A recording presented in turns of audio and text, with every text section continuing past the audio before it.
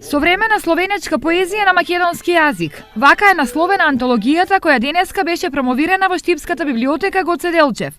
На промоцијата беа промовирани делата на најголемите доајени на поствоената словенечка литература, како Иван Цанкар, Франц Прешерн и Владимир Бартол. За библиотеката антологијата е многу значена за развојот на меѓународната соработка во поглед на културата.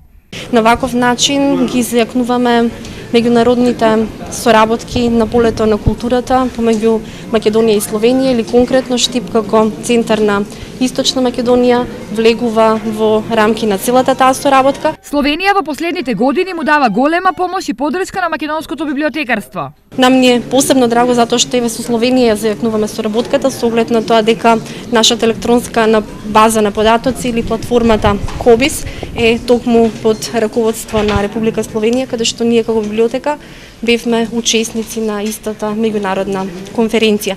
Во рамките на настанот беше промовирана и посебната техника на уметност со хартија од далечниот исток – оригами.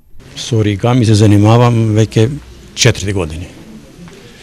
Желбата за работа со хартија е оште од, да речеме, средната школа. Љубовта према уметноста и креативноста ме наведе да преку интернет се заинтересирам за оригамите, да најдам шеми и обработка. Филипов се бави со оригами 4 години, а за едно дело му е потребно многу време. За еден еспонат, ако има направен материјал, од 7 до 15 дена.